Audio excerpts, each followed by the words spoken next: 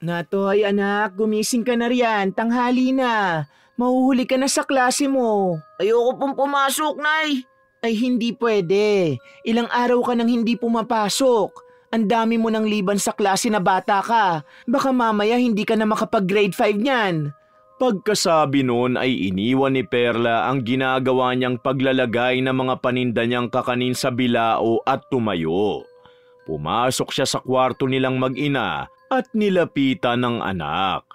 Hindi na ako natutuwa sa ginagawa mo, Natoy, ha? Gusto mo bang mapalo? Tumayo ka na rin at maligo. Dalian mo na. Ayoko na pong pumasok, Nay. Tutulungan ko na lang po kayo sa pagtitinda. Ano bang problema at ayaw mong pumasok? Hindi ka naman dating ganyan na. Simula grade 1 hanggang grade 3 ang sipag-sipag mong mag-aral. May nangaaway ba sa'yo sa klase? Wala po, Nay. Eh ano nga dahilan at bakit ayaw mo nang pumasok? Tinatamad na po ako. Mas gusto ko na lang pong samahan kayo sa pagtitinda. Magsasalita pa sanang muli si Perla, ngunit naudlot yun dahil bigla siyang tinawag ng kanyang nanay Auring. Nasa labas ang matanda at nagpapahangin sa may bintana. Perla, parinig ka nga at may tao. Hinahanap ka. Nagtatakang tumayo si Perla at lumabas ng kwarto. Pagsilip niya sa bintana, isang lalaki ang nakita niyang nakatayo sa labas ng bahay nila. Hindi niya ito kilala ngunit base sa suot nitong damit, nagkaroon siya bigla ng ideya kung ano ang sadya nito. Magandang umaga po. Dito po ba nakatira si Natoy? Ako po si Edmond, guro niya. Ay, magandang umaga rin naman. Opo, dito nga siya nakatira. Ako po ang nanay niya. Tuloy po kayo. Umalis sa bintana si Perla at lumapit sa pinto para buksan yon. Pinapasok niya ang kanilang bisita at pinaupo sa tabi ng kanyang nanay. Maraming salamat po. Hindi na po ako magpapaligoy-ligoy pa. Alam niyo naman po siguro kung bakit ako naparito. Ilang araw na pong hindi pumapasok ang anak niyo eh. Tungkol po riyan, hetong at katatapos ko lang siyang pagsabihan dahil ayaw niya na namang pumasok. Ewan ko ba sa batang yan, bigla na lang tinamad na mag-aral. Sinubukan niyo po ba siyang tanungin kung anong problema? Ano po bang sabi niya? Wala naman daw pong problema, sadyang tinatamad lang siya. Hindi ko na nga alam kung paano ko mapipilit na pumasok. Nasaan po ba siya? Pwede po bang tawagin? Gusto ko siyang makausap, baka sakaling makumbinsi ko siya. Sigurado po ba kayo na gusto niyo siyang kausapin? Nakakahiya naman po yata. Ayos lang po. Susubukan ko lang naman siyang kumbinsihin. Ay, teka lang po. Tatawagin ko. Baka nakatulog ulit. Tumayo si Perla at muling pumasok sa kanilang kwarto. Naabutan niya si Natoy na nakatalukbong ng kumot. Natoy, bumangon ka riyan. Nasa labas ang guro mo. Pakisabi na lang po na ayoko nang pumasok, Nay. Nilapitan ni Perla ang kanyang anak at hinablot ang kumot na nakabalot sa katawan nito. Huwag mo kong hintayin magalit, Natoy. Dali na, bumangon ka na riyan at maligo. Hinihintay ka niya sa labas, nakakahiya. Pinuntahan ka pa talaga rito. Ang akala niya ay magmamatigas pa rin ang anak, subalit tumayo ito at lumabas. Narinig niyang binati ng guro si Natoy, ngunit hindi man lang sumagot ang kanyang anak. Nilapitan niya ang lalaki para humingi ng paumanhin. Pasensya na po kayo sa anak ko. Mukhang wala kasi sa mood kaya ganyan. Ayos lang po, walang problema. Ganyan talaga mga bata. Ganyan din po ba siya sa loob ng klase? Kayo na po ang bahalang umintindi sa kanya, ha? Hindi. Sa katunayan, si Natoy ang pinakamabait at magalang na estudyante ko. Iba siya sa karamihan. Wala siyang ibang gustong gawin kundi ang mag-aral kapag nasa loob ng classroom. Halos nagsasalita nga lang yan kapag tinatawag kong sumagot eh. Matanong ko lang po, wala po bang nangaaway kay Natoy sa loob ng klase? Naisip ko kasing baka yun ang dahilan kung bakit ayaw niya nang pumasok. Wala naman po ako nababalita na kahit ano. Kung meron man, ako na rin mismo ang gagawa ng paraan para pag-ayusin sila. Ganun po ba? Nakakapagtaka lang kasi ang bigla ang pagbabago ni Natoy. Napakasipag mag-aral ng batang yan. Hindi ko alam kung bakit biglang ayaw nang pumasok. Hayaan niyo po, kapag may nabalitaan ako, sasabihin ko kagad sa inyo. Maraming salamat po. Siya nga po pala, dalhin niyo na po ito. Pasasalamat man lang dahil sa pagpunta niyo rito sa bahay namin. Masarap po ito. Ako ang gumawa. Pagkasabi nun, lumapit si Perla sa paninda niyang kakanin at naglagay ng 5 piraso sa isang plastik at ibinigay sa kausap. Naku, maraming salamat. Malilibre merienda ko ngayong araw. Gumagawa pala kayo ng mga ganito? Mukhang masarap. Amoy at itsura pa lang. Hindi naman sa pagmamayabang pero masarap po talaga yan. Araw-araw akong gumagawa at araw-araw ring nauubos. Madalas nga kulang pa. Itong ang gawa ko ngayon, karamihan dito, meron ng may-ari. Kung ganun ang swerte ko pala, dahil makakatikim ako ng libre. Salamat po. Magsasalita pa sanang muli si Perla subalit na udlot yun dahil sa paglabas ni Natoy. Tapos na itong maligo at nakabihis na rin. Alis na po ako, Nay. Sige anak, teka, ito ang baon mo. Dumukot siya ng 5 piso sa bulsa ng suot niyang bestida at ibinigay yon sa anak. Pagkatapos nito yung tanggapin, tumalikod na kaagad ito at naglakad palabas. Natoy, hintayin mo si Sir Edmond mo. Parang walang narinig na hindi man lang nito pinansin ang sinabi niya. Ayos lang po, susundan ko na lang. Paano? Mauna na rin po ako. Salamat po dito sa pagkain ha. Nang tumalikod ang lalaki para sumunod kay Natoy, sinundan niya na lang ito ng tingin. Napabuntong hininga na lang si Perla nang tuluyan ng makalayo ang dalawa. Ay nako, ano bang nangyayari sa batang yun? Inanong mo ba siya kung anong problema ha, Perla? Baka naman kasi may pinagdadaanan niyang apo ko.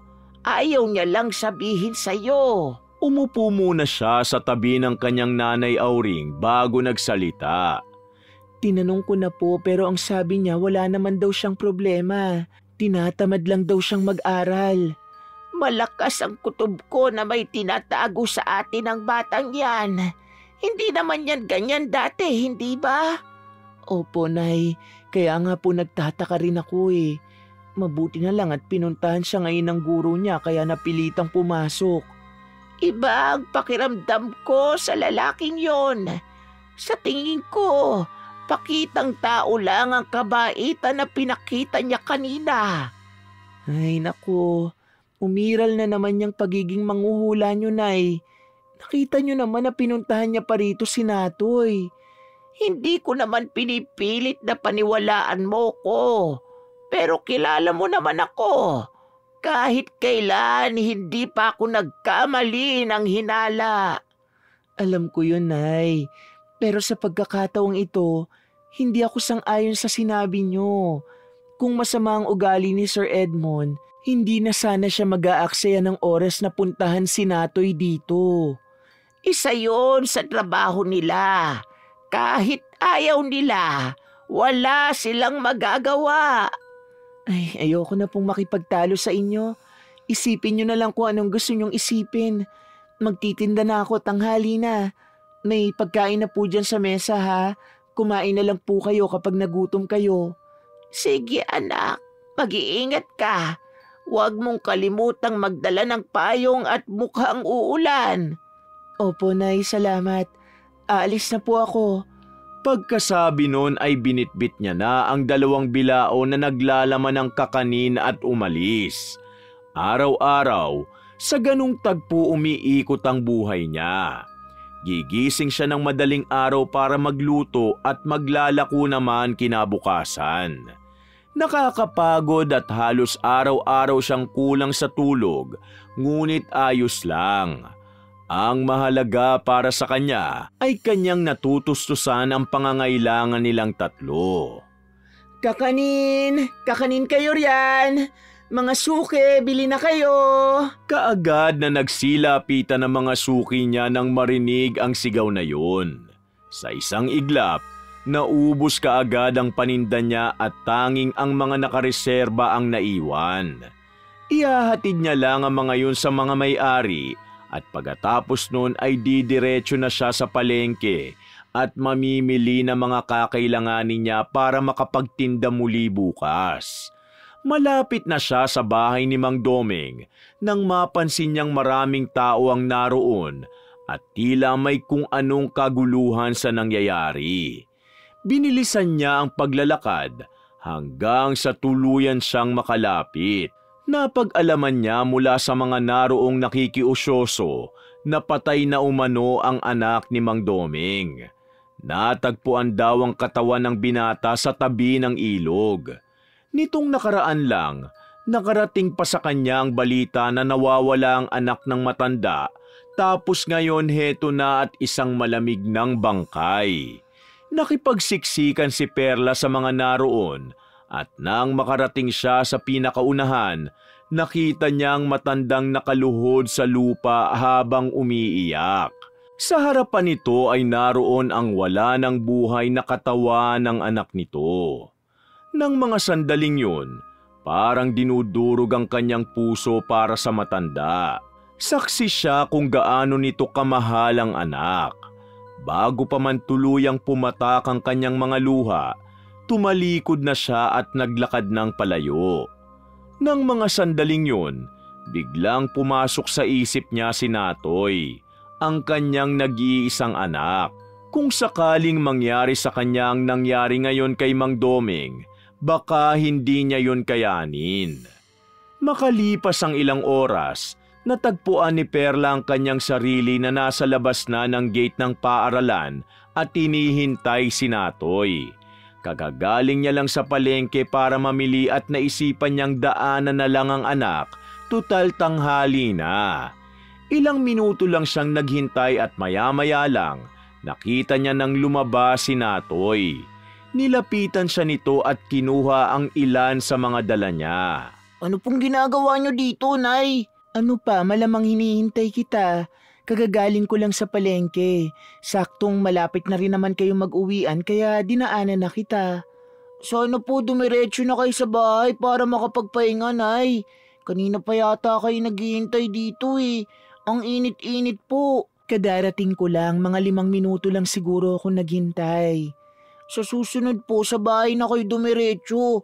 Kung umuwi na kayo kaagad pagkagaling sa palengke, di sana nagpapahinga na kayo ngayon sa bahay. O siya, oo na, sige na.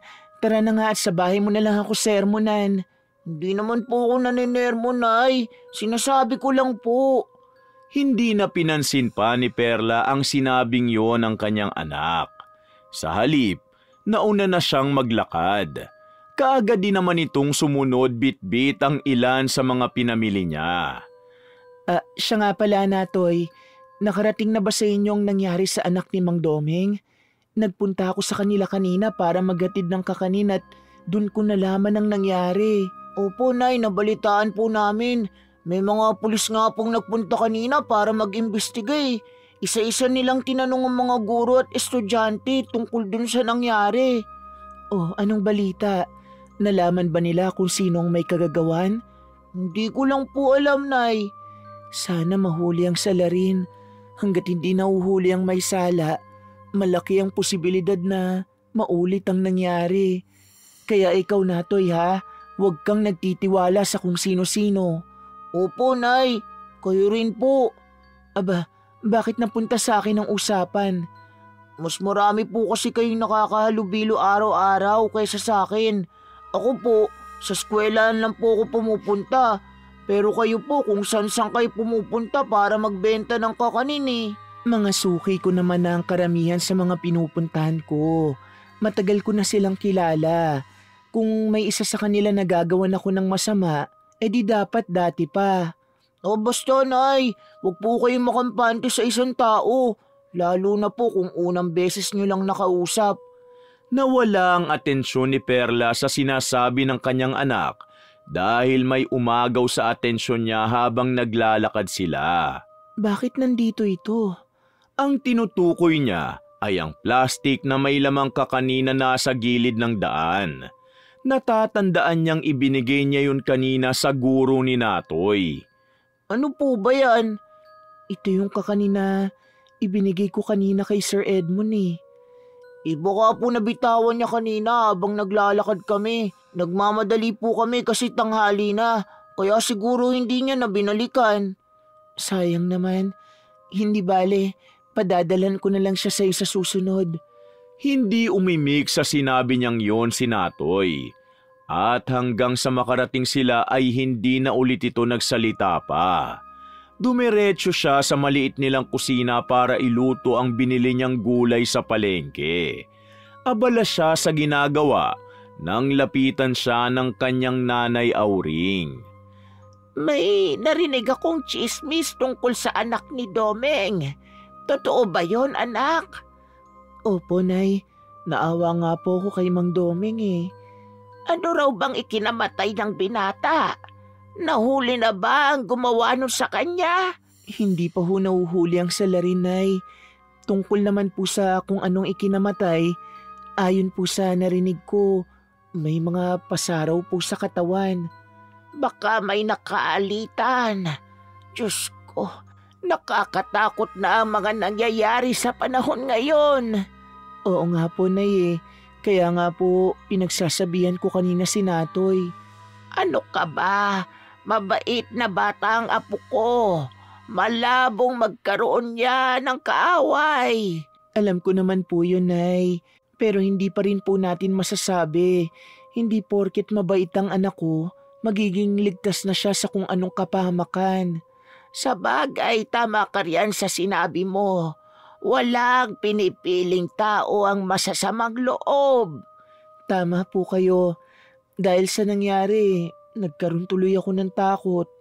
Bigla kong naisip na paano kung kay Natoy nangyari ang ganun. Baka po mawala ako sa katinoan, Nay. Iniisip ko pa lang para na akong masisiraan ng bait. Huwag kang magsalita ng ganyan, anak. Pati ako ay tinatakot mo. Alam mo naman na mahal ko yung apo ko. Pasensya na po, Nay. Hindi ko lang po talaga maiwasang mag-isip ng kung ano-ano. Magdasal na lang tayo palagi para sa kaligtasan ni Natoy. Opo, Nay. Yun nga ang mabuti nating gawin. O siya, luto na po itong gulay. Kain na po tayo. Natoy, kakain na, anak. Hinintay muna nilang lumapit si Natoy at sabay-sabay silang kumain. Habang kumakain, napansin ni Perla ang pagiging tahimik ng kanyang anak. Dati naman, madaldal ito at madalas magkwento tungkol sa mga ganap sa loob ng klase. Kinabukasan, maagang naghanda ng agahan si Perla para sa kanyang anak na si Natoy. Tulad kagabi, napansin niya na tila matamlay pa rin ito. May problema ka ba, anak? Po, wala po, Nay. Sigurado ka ba? Bakit parang matamlay ka? Masama lang po ang pakiramdam ko. Siguro po dahil sa sobrang init. Baka naman gumagawa ka lang ng dahilan para hindi kita papasukin. Hindi po, Nay. Wala naman po akong balak umabsent sa klase kahit masama ang pakiramdam ko eh. Masama ba talaga ang pakiramdam mo? Huwag ka nang pumasok kung hindi mo kaya. Papasok po ako. Kaya ko naman po. Sige, ikaw ang bahala. Basta kapag lumala ang pakiramdam mo, umuwi ka na lang, ha? Opo, Nay. O siya, bilisan mo na riyan at baka mahuli ka sa klase mo. Nagsimula na itong kumain at nang matapos ay kaagad nang nagpaalam si Natoy sa kanila. Alis na po ko, Nay. Alis na po ko, Lola. Mag-iingat ka, apo ko. Uwi ka agad pagkatapos ng klase, ha? Opo. Nang umalis si Natoy ay nagkatinginan na lang silang mag-ina. Nang mga sandaling yon, alam ni Perla na pareho sila ng iniisip. Huwag ka munang mag-isip ng kung ano-ano. Hintayin na lang nating siya mismo ang lumapit sa atin at magsabi ng problema niya. Maaaring bata pa ang anak mo pero matalino si Natoy. Marunong mag-isip. Baka kaya ayaw niyang magsabi dahil ayaw niyang mag-alala ka. Hayaan mo na lang muna siya. Pero paano po kung hindi pala madali ang pinagdadaanan niya, Nay? Nakita niyo naman, halos hindi siya makakain tapos ang tamlay pa. Paano po akong hindi mag-aalala kung ganyan ang nakikita ko? Naiintindihan kita, anak. Hayaan mo. Susubukan ko siyang kausapin. Baka sakaling magsabi siya sa akin. Sige po, Nay. Baka nga magkwento siya kung kayo ang kakausap sa kanya. Sabihin niyo po kagad sa akin kung ano man ang malalaman niyo, ha? Sige. Ako na ang bahala. Maraming salamat po, Nay. Pagkatapos ng pag-uusap nilang yun, naging abala na si Perla sa paglilinis ng mga ginamit niya sa pagluluto ng kakanin-kaninang madaling araw. Ibinabad niya na rin sa tubig ang binili niyang malagkit na bigas para lumambot yun at umalsa. Nang matapos sa mga gawain, saka lang siya humiga para magpahinga. Dahil sa pagod, kaagad siyang nakatulog. Hindi alam ni Perla kung ilang oras siyang nakatulog. Basta nagising na lang siya dahil may naramdaman siyang yumakap sa kanya mula sa likuran. Nang tingnan niya kung sino yun, napangiti siya nang makita niya si Natoy. Pakiramdam niya na mga sandaling yun, biglang naglaho na parang bula ang lahat ng pagod na nararamdaman niya. Subalit kaagad ding napawi ang ngiti niya dahil sa amoy na sumalubong sa kanya. Hinawakan niya ang mukha nito at inamoy ang bibig. Bakit ka amoy sigarilyo?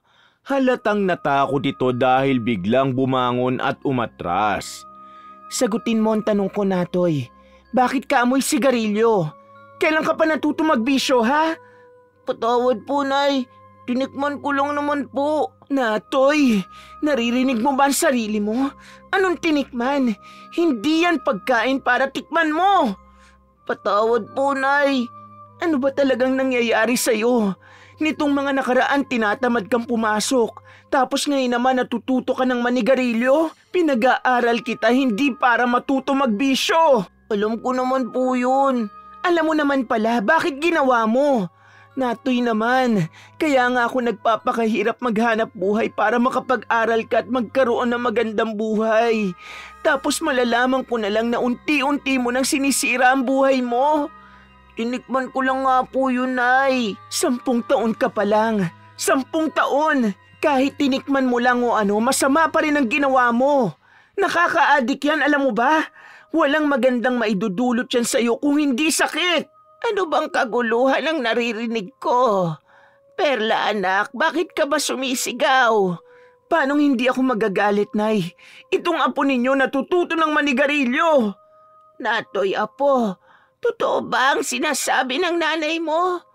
Tinikman ko lang naman po yun, Lola. Napatapik sa sariling noo ang matanda matapos marinig ang sinabing yun ni Natoy. Sus, Ginoo kang bata ka. Bakit mo yun ginawa? Tinatanong ka ng lola mo. Sumagot ka. Wala po. Gusto ko lang. Patawad po. Halika nga ritong bata ka. Naghahanap ka talaga ng palo eh. Nilapitan ni Perla ang anak at hinila sa kamay. Kumuha siya ng sinturon at pinalo ito sa puwet. Bagamat galit, kontrolado niya pa rin ang pagbitaw niya ng sinturon. Alam niyang hindi yun ganun kasakit kaya nagtaka siya nang bigla na lang itong mapasubsob sa sahig. Nabitiwan niya ang hawak na sinturon at lumapit para tulungan itong tumayo. Ano ka ba naman, Perla? Balak mo bang lumpuhin ang anak mo? Hindi naman po ganun kalakas ang pagpalo ko, Nay. Kaya nga nagtataka ako kung bakit. Natigilan si Perla at napatingin kay Natoy. May tumatakbo sa isip niya, bagay na natatakot siyang alamin dahil baka totoo. Gayunpaman, nilakasan niya pa rin ang kanyang loob. Hinawakan niya ang laylayan ng short nito at dahan-dahang itinaas. Nanginginig ang kanyang mga kamay habang ginagawa yun. Lihim niya ring ipinagdarasal na sana mali ang kanyang hinala. Anong mga ito? Kasabay ng pagsambit niya ng mga katagang yun, Siya namang paglambot ng kanyang mga tuhod matapos tumambad sa kanyang paningin ang kinatatakutan niya. Pati ang kanyang nanay ay nagulat din sa nakita. Diyos ko, ano yan? Bakit puro pasa? Sino ang may gawa niyan? Ang kaninang tahimik niyang anak na si Natoy ay parang biglang nataranta nang marinig ang sinabi ng matanda. Wala lang po ito. Anong wala? Tingnan mo nga. Halos kulay ube na yung mga hita mo. Ano bang nangyayari, Natoy? Sino may gawa niyan? Ano ka ba naman, apo? Papatayin mo ba sa pag-aalala ang nanay mo?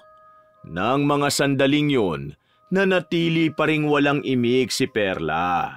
Sobra siyang nagulat at nasasaktan sa kanyang nakita. Halo-halong emosyon ang lumulukob sa kanya.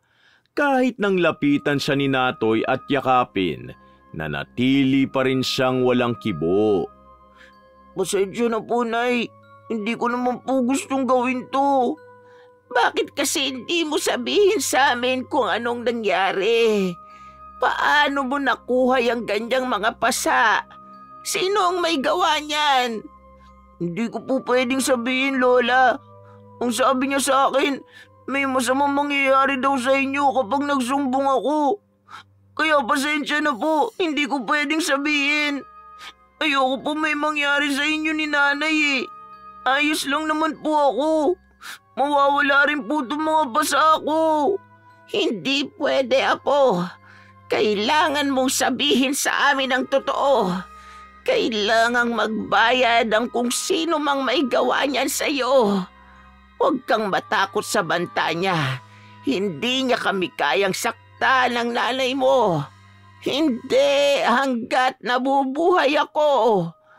Pero natatakot po ako, Lola. Baka po kung anong gawin niya sa inyo ni nanay. Masama po siyang tao. Kaya niyang pumatay. Kaya nga kailangan mong sabihin sa amin kung sino yung tinutukoy mo para matigil ang kasamaan niya. Sige na, apo, pakiusap para sa amin ang nanay mo. Sabihin mo na kung sino.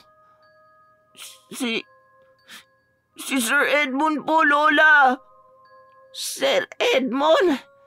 Tama ba ang narinig ko? Sinasabi ko na nga ba? Tama ang hinala ko tungkol sa lalaking yon. Ano pong ibig niyo sabihin? Unang kita ko pa lang sa kanya, naramdaman ko na agad na hindi siya mabuting tao. Tama po kayo nang hinala sa kanya, Lola. Kunwari lang po mabait siya pero ang totoo, sobrang sama niyang tao.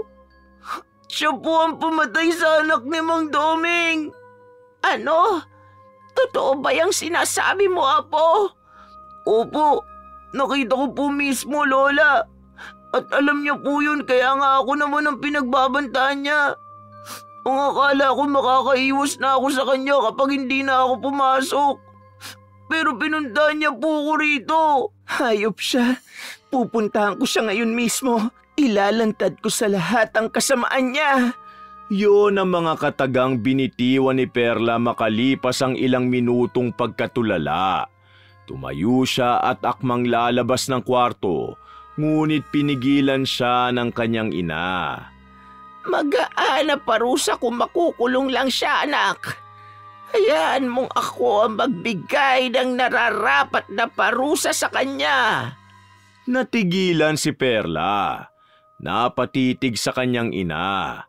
May parte sa kanya ang tumututol sa gusto nitong tukuyin.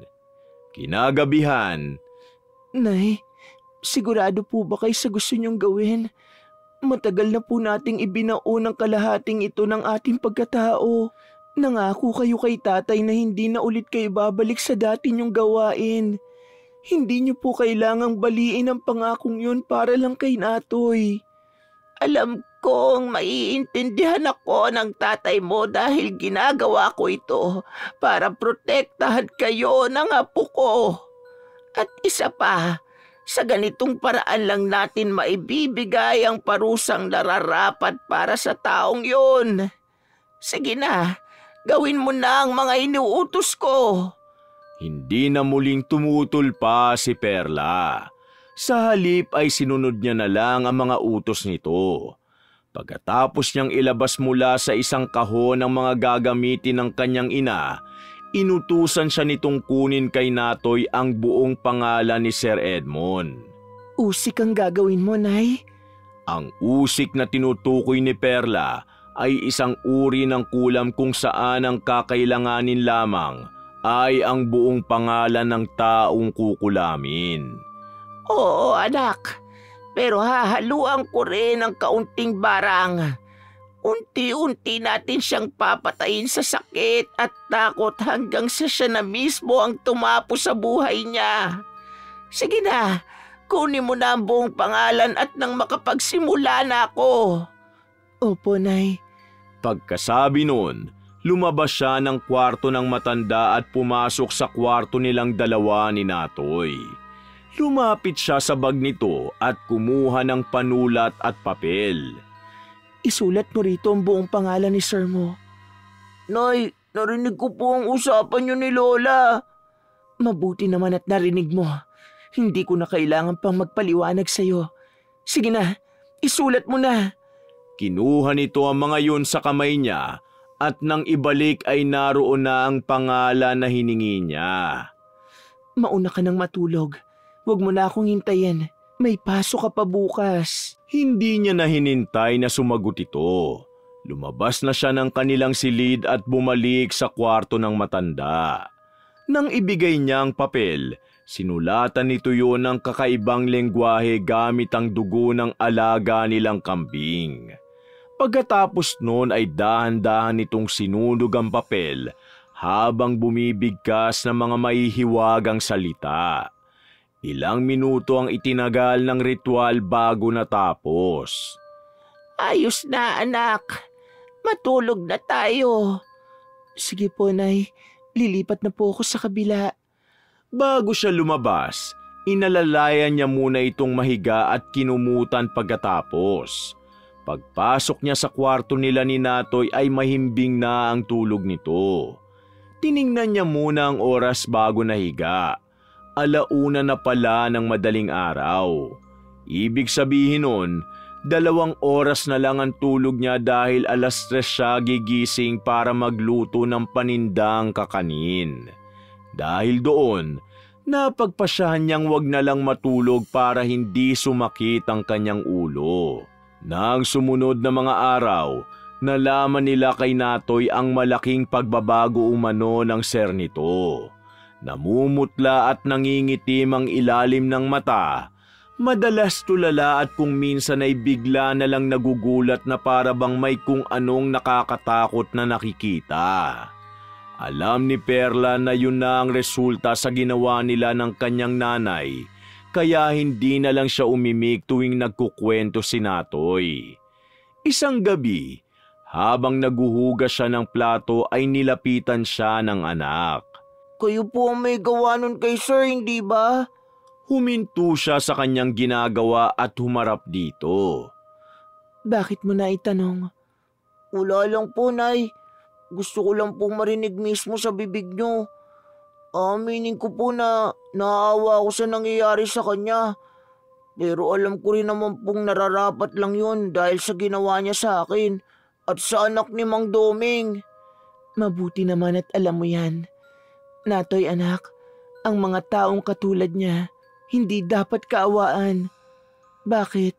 Naawa ba siya sa'yo? Hindi, di ba? Hanggang ngayon nga nangingitim pa rin yung mga hita mo. Galit pa rin po ba kayo sa akin dahil hindi ko kagad sinabi sa inyong lahat, Nay? Nitong mga nakaraan po, halos hindi niyo ako kinikibo. Patawarin niyo na po ako, Nay.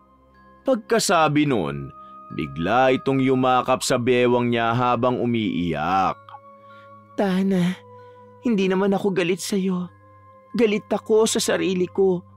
Hindi kita pinapansin dahil sa tuwing titingnan kita at nakikita ko ang iyong mga pasa.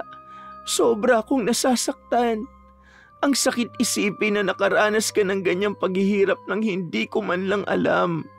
Na wala man lang akong nagawa. Huwag mo nang uulitin ang ginawa mo, ha? Opo, hindi na po, Nay. Patawad po kung sobra ko kayong pinag-alala. Hindi na po mauulit. Hindi na muling nagsalita pa si Perla. Sa halip, niyakap niya na lang ng mahigpit ang anak. Ilang araw pa ang mabilis na lumipas. Napag-alaman ni Perla na isinuko ni Edmond ang sarili sa mga pulis. Inamin nito ang krimeng nagawa sa anak ni Mang Doming dahil palagi raw itong nagpapakita sa lalaki. Nakulong ang guro ngunit hindi sa kulungan kung hindi sa ospital ng mga taong may problema sa pag-iisip dahil tuluyan na itong nasiraan ng bait pagkatapos aminin ang krimeng nagawa. Kinagabihan ng araw na yun, naging usapan nilang mag-ina ang tungkol sa nangyaring pagsuko ni Edmond sa mga pulis. Ang babaw lang pala ng naging dahilan ni Sir Edmond sa pagpatay, Nay. Bakit? Ano raw ba ang dahilan? Ayon sa narinig ko, natalo lang daw sa kantahan. Nagkaroon kasi sila ng kasiyahan nung araw ng mga guro. May paligsahan daw na nangyari at natalo itong si Sir Edmond. Dinibdib niya pala ang pagkatalo niya kaya kinabukasan, inabangan niya na ang biktima. Ganyan talaga mga mayayabang na tao. Hindi marunong tumanggap ng pagkatalo. Hindi kasi matanggap ng pagkalalaki nila na malamangan ng iba kaya ang nangyayari, nakagagawa sila ng hindi maganda. Pero bakit kasi may mga taong masyadong mataas ang tingin sa sarili? Tipong akala nila wala nang hihigit pa sa kanila. Hindi talaga maiiwasan ng mga ganyang tao sa mundo, anak. Ang sabi nga nila, walang kapayapaan kung walang gulo. Pero kawawa naman po yung mga nabibiktima. Katulad na lang po ni Mang Doming, nawalan siya ng anak. Tungkol nga pala riyan, libing na yata bukas, hindi ba?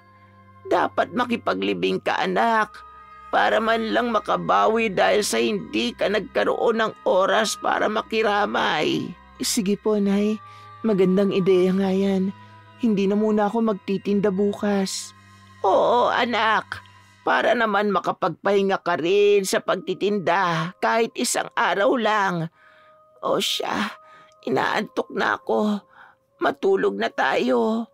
Nang tumayo ang matanda ay tumayo na rin siya at pumasok sa kwarto nila ni Natoy. Nahiga siya sa tabi nito at yumakap. Kinabukasan, bago mag-alas 8 ng umaga ay nasa bahay na siya ni Mang Doming.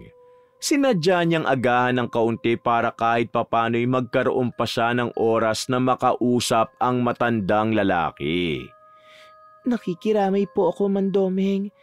Pasensya na po kung hindi po kami nakapunta para makipaglamay.